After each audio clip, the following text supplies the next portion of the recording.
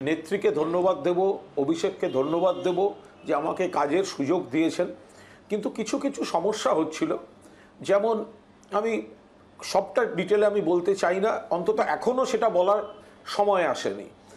আমি এইটুকু বলতে পারি যে কিছু কিছু এমন ইস্যু আসছে, আমি পদে থাকলে আমাকে আমি সেটা পার্টির হয়ে ডিফেন্ড করতে বাধ্য, এবং আমি যথেষ্ট দায়িত্বপরায়ণ মুখপাত্র হিসেবে সেগুলো ডিফেন্ড করেছি এবং সেটা আমার করা উচিত।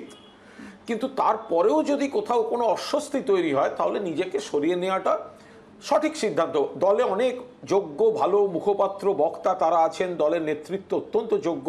আমি সেই অর্থে প্রতিষ্ঠিত নেতাও নই, আমি খুব পোড় খাওয়া রাজনীতিবিদও নই।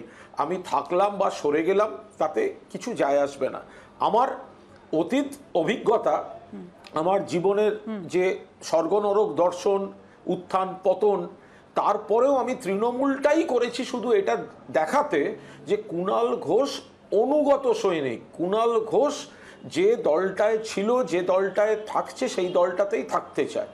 পাশাপাশি আমার সাংবাদিকতা বা আমার যে চেনাশোনার পরিধি, যারা অন্য দলে আছেন, তাতে এমন এমন কিছু ব্যক্তির সঙ্গে আমার একটা ব্যক্তিগত তিক্ততা হয়ে যাচ্ছিল। আমি আবার বলছি, ফর এক্সাম্পল মিঠুন চক্রবর্তী আমার সঙ্গে দাদা ভাইয়ের মতো সম্পর্ক ছিল, কিন্তু মিঠুনদা যেহেতু চলে গেলেন ওদিকে, মিঠুনদা আক্রমণ করলেন আমার নেতা বা নেত্রীকে, আমি তাকে আক্রমণ করলাম।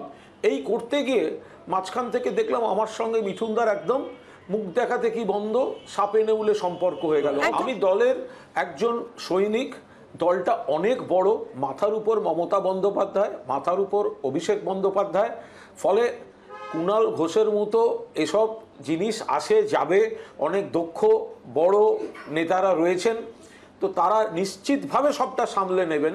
আমার কি অবস্থান, এই ব্যক্তির কোনো ভ্যালু আমার মনে হয় না অন্য কোথাও থাকবে। ফলে কুণাল ঘোষ থাকলো, করলো, কোনো দিন দরকার হলে ওকে পাঠিয়ে দেওয়া ভালো যে ও বাকিদের আক্রমণ করবে, কোনো জায়গায় দরকার হলে ভালো ওকে একটু সামনে দিয়ে দেওয়া যাবে। কিন্তু আমার মনে হয় সেটা কোনো বাড়তি কোনো প্রভাব পড়বে না। ঐতিহাসিক ব্রিগেড হবে এবং লোকসভা নির্বাচনে দুর্দান্ত ফল করবে তৃণমূল কংগ্রেস। আমার জীবনে আমি যা উত্থান পতন দেখেছি, স্বর্গনরক দেখেছি, আমার মধ্যে না আর কোনো মান অভিমান কাজ করে না। আমি পুরোটা একদম স্বচ্ছভাবে দেখার চেষ্টা করি এবং সেইটাই আমার একটু বিপদ হয়ে যায়। আমি স্পষ্টভাবে বলছি যে আমি যখন, শুভেন্দু তো আমার ব্যক্তিগত বন্ধু নয়, ব্যক্তিগত শত্রুও নয়, আমি যখন দেখি যে শুভেন্দু মমতা বন্দ্যোপাধ্যায়কে আক্রমণ করছে, অভিষেককে আক্রমণ করছে, কুৎসিত ভাষায় আক্রমণ করছে, আমিও কুৎসিত ভাষায় অভিষেককে আক্রমণ করি, আমার সম্পর্কটা নষ্ট হয়। অথচ তৃণমূলে বাকি একজন দুজন হয়তো হাতে গুনে, কিন্তু যারা বড় নেতা, যাদের মমতা বন্দ্যোপাধ্যায়ের ছবি তুলতে গেলেই এক ফ্রেমে দেখা যায়, তারা সবাই সবার কাছে ভালো সেজে থাকেন, ভারসাম্যের রাজনীতি করেন।